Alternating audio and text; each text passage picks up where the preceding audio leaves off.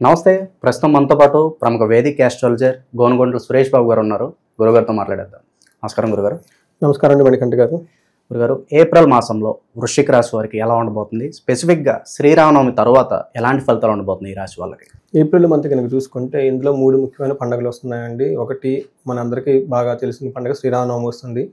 తర్వాత హనుమత్ జయంతి కూడా ఇదే మంత్లో ఉందండి. తర్వాత మనకి మంత్ ఎండ్లో 30th వచ్చేటప్పటికి అక్షయ తృతీయ. సో వైశాఖ మాసం తృతీయ శుక్లపక్ష తృతీయ రోజున మనకి అక్షయ తృతీయ జరుపుకునే అవకాశం ఉంది. ఒకటి వచ్చేటప్పటికి శ్రీరామచంద్రమూర్తికి, రెండోది వచ్చేటప్పటికి లక్ష్మీ అమ్మవారికి సంబంధించి, మధ్యలో హనుమంతుడికి సంబంధించి 3 పండుగలు ముఖ్యమైన పండుగలు ఈ మంత్లో ఉన్నాయండి. సో ఇవి మనకి న్యాచురల్గానే కొన్ని రెమెడీస్ ఉంటాయండి. మనం ఎలాంటి పండుగలు ఈ పండుగలతో చేసుకోవటం వల్ల ఏ రాశి వారికి ఎలా ఉంటుంది ఏంటి, ఈ పండుగలకి ఈ రాశులకు అనుసంధానం చేస్తూ మనం ఏప్రిల్ మంత్ రాశి ఫలాలు చూద్దాం. అందులో మనకి ఫస్ట్ ముందుగా వృశ్చిక రాశి కనుక చూసుకుంటే వీళ్ళకి విశాఖ 4వ పాదం, అనురాధ 1, 2, 3, 4 పాదాలు, జ్యేష్ఠ 1, 2, 3, 4 పాదాలు అంతా వృశ్చిక రాశిలో ఉంటాయి. పేరు బలం కనుక మనం చూసుకుంటే వీళ్ళకి తో, నా, నీ, ను, నే, నో, యా, ఈ, యు ఈ అక్షరాలు మోరాలస్ ఇదే సౌండ్తో ఉన్న వాళ్ళంతా కూడా మనకు వృశ్చిక రాశి కింద వస్తారు.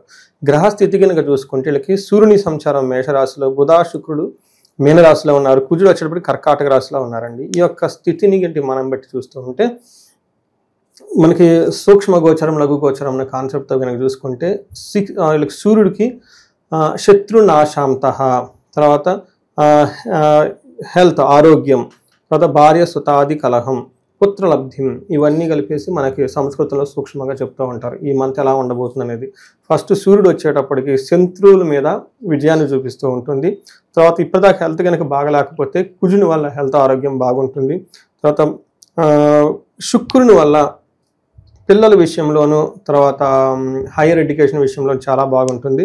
తర్వాత భార్య సుతాది కలహం, బుధుని వల్ల కొంచెం భార్య భర్తలతో గొడవ అవకాశం కూడా చూపిస్తుంది అనమాట. ఈ యొక్క విషయాన్ని మనం ఇంకొంచెం డీప్గా కనుక చూసుకుంటే ప్లానెట్ వైజ్ ఎలా ఉంటుంది, సూర్యుడు మనకి 6వ ఇంట్లో ఉండటం వల్ల చాలా బాగా కలిసి వస్తుంది. ఏ విధంగా అంటే మనకి మహర్షులు ఏం చెప్తారంటే షష్ఠే రవు, 6వ ఇంట్లో రవి ఉంటే సుసౌఖ్యాధీన్ యత్నకార్యార్థ సాధనం దేహారోగ్యాది సంతోషం వస్త్రధాన్య లాభాధికృత్ అని చెప్తారు. అంటే మనకు 6వ ఇంట్లో ఉంటే ఏమవుతుంది, ఫస్ట్ మనకు వచ్చేప్పటికి కంఫర్టబుల్గా ఉంటారు. ఏదైనా కనుక పని చేస్తూ ఉంటే అందులో కార్యశుద్ధి వస్తుంది, కార్యసాధనం అవుతుంది. దేహానికి సంబంధించిన ఆరోగ్య విషయంలో చాలా బాగుంటుంది, సంతోషంగా ఉంటారు. వస్త్రధాన్యాది లాభకృత్, వస్త్రాలు తీసుకోవటం, ధనం ధాన్యం లాభప్రదంగా ఉంటుంది అని మనకి చెప్తూ ఉంటారు అనమాట. అయితే వీళ్ళకి 12th హౌస్లో దృష్టి ఉండటం వల్ల ఇది కొంతమందికి ఏమంటారు బెడ్ కంఫర్ట్స్ అంటారు కదా, సో వీటి విషయంలో అంత హ్యాపీగా ఉండదు అని చెప్తూ ఉంటారు అనమాట. బట్ మార్స్ కుజుడి కనుక వీళ్ళకి 9వ ఇంట్లో ఉండటం వల్ల ఏమవుతుందంటే ఇది మిక్స్డ్ రిజల్ట్ అని మనం చెప్పుకోవాలి. ఏ విధంగా మిక్స్డ్ రిజల్ట్స్ అంటే 9వ ఇంట్లో మార్స్ ఉంటే ఇది ఆశానాచ ధనశూన్యం శోషణం దేహపీడనం స్థాన నాశ విరోధం చ నవమస్తే ధారాసుతే భవు. ధారాసుతుడు అంటే మనకి కుజుడు అని అర్థం అనమాట. అలాంటి ఆశానాచ అంటే అవుతుంది శరీరం అంతా ఎండిపోయినట్టుగా ఉంటుంది. ధాన్య శూన్యం, ధనం విషయంలో ధాన్యం విషయంలో ఎక్కువగా లాభం ఏముంటుంది. దేహ శోషణం, శరీరం అంతా ఎండిపోయినట్లు ఉంటుంది. అంతేకాకుండా స్థాన నాశనం, వీళ్ళకి 9వ ఇంట్లో కుజుడు ఉండటం వల్ల ఏమవుతుందంటే వాళ్ళకి చేస్తున్న జాబ్లో కానివ్వండి, వృత్తిలో లేదంటే ఇందులో కనుక ఉంటే ఉన్న పొజిషన్లో కొంచెం టఫ్ అయిన సిచ్యువేషన్ పెట్టే అవకాశం ఎక్కువగా ఉంటుంది. సో వీళ్ళకి 12వ ఇంట్లో దృష్టి ఉండటం వల్ల కొంచెం హాస్పిటలైజేషన్ అవ్వటం, వృధాగా ఖర్చులు పెట్టడము, చెడ్డ విషయాల గురించి ఎక్కువగా డబ్బులు ఖర్చు పెట్టడం, తర్వాత స్త్రీలతో లేదంటే పురుషులతో వివాదంలో ఇట్లాంటి సంబంధించిన వివాదంగా ఉండటం, ఇవన్నీ మనకి కుజుని వల్ల చేస్తూ ఉంటారు. 4వ ఇంట్లో దృష్టి ఉండటం వల్ల సౌఖ్యానికి సంబంధించిన విషయాల్లో అంతా కంఫర్టబుల్గా ఉండరు. తర్వాత ధనక్షయం, తర్వాత భాగ్య హాని, క్రూరం, బంధువైరం, బంధువులతో గొడవలు అనే అవకాశం ఎక్కువగా ఉంటుంది. మనం శుక్రుడికి 5th హౌస్లో ఉండేసి చాలా చక్కటి యోగ్యతనిస్తూ ఉన్నాడు. మనకి ఇందాక కూడా చెప్పుకున్నాం సూర్యుడు బాగా యోగ్యతనిస్తున్నాడు. తర్వాత శుక్రుడు కూడా వీళ్ళకి బాగా యోగ్యతని ఇవ్వబోతున్నాడు. అయితే మధ్యలో కుజుడు మాత్రం కొంత ఇబ్బంది పెడుతూ ఉన్నారు అన్నమాట. వీళ్ళకి చూసుకుంటే 5వ ఇంట్లో శుక్రుడు చాలా యోగ్యతనిస్తాడు. ఏ విధంగా అంటే దాసీ భృత్య జనలాభ నిత్య మృష్టాన్న భోజనం ధనధాన్యం అభిష్టార్థ పంచమస్తే భవేద్ గురువు అని చెప్తారు. అంటే దాసీ వృత్తి జనలాభ అంటే ఇలా కింద పనిచేస్తున్న ఎంప్లాయీస్ కానివ్వండి, సేవకులు, పరిచారకులు, సపోర్టింగ్ టీం అంతా బాగా హెల్ప్ చేస్తూ ఉంటారు. నిత్యం మృష్టాన్న భోజనం, టయానికి భోజనం తింటాం, అవన్నీ చేస్తూ ఉంటారు. ధన ధాన్య అభిష్టార్థ, ధనం విషయంలో ధాన్యం విషయంలో ఏదైనా కనుక వాళ్ళు పని కనుక ప్లాన్ కనుక చేస్తుంది వీటన్ని వీటిలో సక్సెస్ వస్తుంది, చాలా బాగుంటుంది అని మనం చెప్పుకోవచ్చు. 5వ ఇంట్లో దృష్టి ఉండటం వల్ల gain through ladies, gain through women. మనకి లేడీస్ అయితే జెంట్స్ ద్వారా బాగా లాభం ఉంటుంది, జెంట్స్ అయితే లేడీస్ ద్వారా వీళ్ళకి లాభం కలిసి వచ్చే అవకాశం ఎక్కువగా ఉంటుంది. ఈ ప్రకారంగా మనం చూసుకుంటే 4 గ్రహాలు, ఒక కుజుడు కొంచెం మిక్స్డ్ రిజల్ట్ తప్ప మిగతా అన్ని గ్రహాలు బాగా యోగ్యతనిస్తున్నాయి. దానికి తోడు మనకి వీళ్ళకి అర్ధాష్టమ శని నుంచి ఇప్పుడే బయటపడి ఉన్నారు కాబట్టి ఈ మంత్ వీళ్ళకి శుభసూచకంగా చాలా మంచి మంచి విషయాలు జరిగే అవకాశం ఎక్కువ ఉంటుంది. నిరుద్యోగుల పరిస్థితి గురుగారు, ఉద్యోగం రావడానికి ఎంత సమయం పట్టవచ్చు? సో నిరుద్యోగులకి సూర్యుడు బలం ఎక్కువ ఉండాలండి. సూర్యుడు ఇలా 6వ ఇంట్లో ఉండటం వల్ల కాంపిటేటివ్ ఎగ్జామ్స్లో, తర్వాత కొత్తగా ఫ్రెష్గా కనుక వీళ్ళు ఏమంటారు కాంపిటేటివ్ సంబంధించిన ఇంటర్వ్యూలు వాటిలన్నిట్లో అటెండ్ అవ్వడానికి జాబ్ రావడానికి అవకాశం ఎక్కువగా ఉంటుంది. యత్న కార్యాస సిద్ధి, ఏదైనా కనుక పని చేస్తే కార్యసిద్ధి వస్తుంది.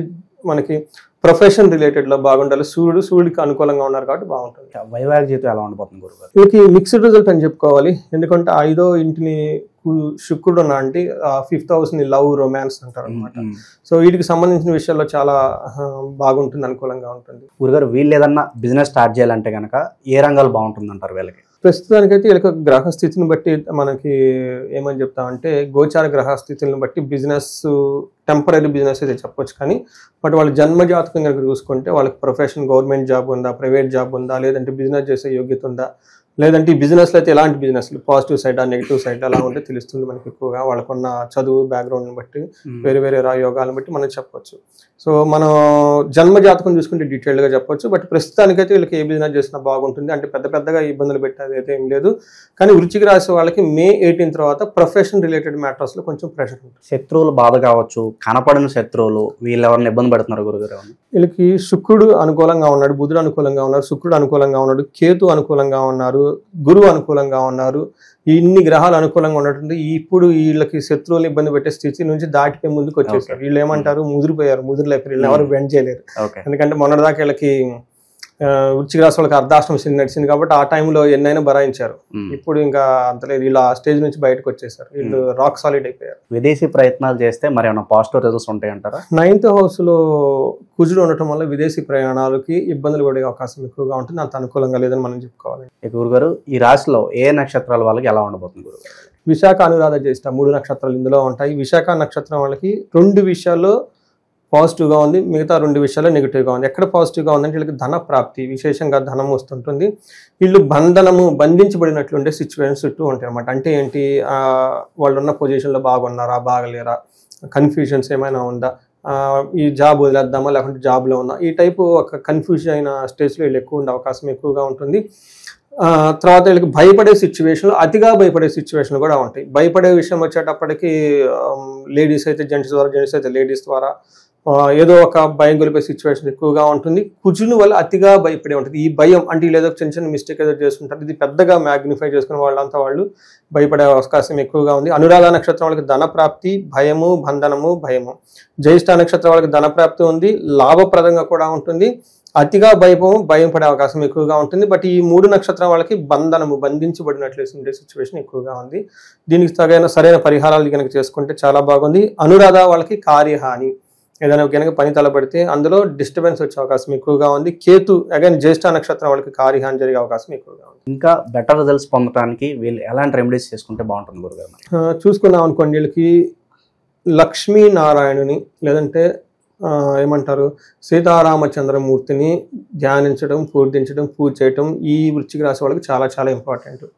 ఎందుకు అని మీరు అడిగితే వీళ్ళకి శుక్రుడు అనుకూలంగా లేరు. శుక్రుడికి అధిష్టాన దేవత లక్ష్మీదేవి, అందుకని చెప్పి సీతాదేవిని. తర్వాత బుధుడికి అధిష్టాన దేవత, బుధుని వల్ల బంధించబడినట్లు ఉండే అవకాశం ఎక్కువగా ఉంది. కాబట్టి బుధుని వల్ల వీళ్ళకి బంధనము అనే ఒక ఏమంటారు నెగటివ్ క్వాలిటీ వీళ్ళకి డెవలప్ అవుతుంది అనమాట. దీని నుంచి బయటకు రావాలంటే బుధునికి అధిష్టాన దేవుడు విష్ణుమూర్తి. అందుకని లక్ష్మీనారాయణను పూజ చేసిన, సీతారాముల వారిని పూజ చేసిన, ఈ రెండింటికి సంబంధించిన కాంబినేషన్లు చేస్తే వీళ్ళకి భయం పడిన ఉండే సిచ్యువేషన్ ఉంటే బయటపడుతూ ఉంటారు, బంధించబడినట్లు ఉండే సిచ్యువేషన్ నుంచి కూడా బయటపడుతూ ఉంటారు అనమాట. అందుకని వీళ్ళకి చేయటం చాలా ఇంపార్టెంట్. మనకి వీళ్ళకి ధనప్రాప్తి చాలా చక్కగా బాగుంది. ఇంకా ధన ప్రాప్తి రావాలంటే అక్షయ తృతీయ పండుగని వాళ్ళకి విశేషంగా చూసుకొని కుబేర కుబేర పాశుపత అభిషేకం చేయించుకున్నా కానీ, లేదంటే స్త్రీ సూక్తంతో సంపుటీకరణ చేసి విశేషంగా మహాలక్ష్మి అమ్మవారు హోమం చేసుకున్నా కానీ శీఘ్ర ధన ప్రాప్తి, శీఘ్రంగా ధనం రావటము, లేదంటే నష్టద్రవ్య ప్రాప్తి. వాళ్ళకి కొంతమంది ధనం ఎక్కడో ఇక్కడక్కడ అప్పులు ఇచ్చేసి ఉంటారు, ఇబ్బంది పడిపోతుంటారు, వీళ్ళు ఇచ్చిన డబ్బు వీళ్ళకి మళ్ళీ తిరిగి రాదు. ఇదొక ప్రాబ్లం. డబ్బు లేకపోతే ఒక ప్రాబ్లం. డబ్బు ఉంటే డబ్బు మనం ఎక్కువ మన ఇంట్లో పెట్టుకుని అది ఎక్కడో ఇన్వెస్ట్మెంట్ చేసుకుంటే అది మళ్ళీ మనకి తిరిగి రాదు. అందుకని ఇట్లా ధనం రాకపోయినా మన ధనం ఎక్కడైనా ప్రాబ్లమ్స్లో ఉన్నా కానీ ఇవన్నీ మనకి తిరిగి మళ్ళీ రావడానికి మనకి శ్రీ మహాలక్ష్మి యొక్క విశేష హోమము పూజలు అవన్నీ చేపిస్తే ధన కటాక్షం ధనాభివృద్ధి చాలా బాగుంటుంది. విశేషంగా వీళ్ళు ఏమైనా దానాలు లాంటివి ఏమైనా చేస్తే బాగుంటుందా గురుగారు?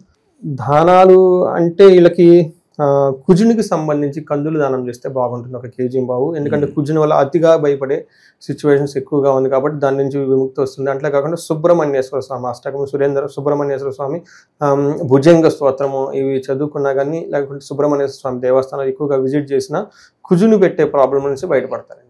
వృశ్చిక రాశి వాళ్ళందరూ కూడా గురువుగారు గోచార ఫలితాలు అయితే తెలియజేశారు. మీకు ఏదన్నా సమస్యలు ఉన్నా మీ వ్యక్తిగత జాతకం గురువుగారితో చూపించుకోవాలన్నా సంప్రదించండి. చాలా బాగా వివరించారు గురుగారు. ధన్యవాదాలు. నమస్కారం అండి.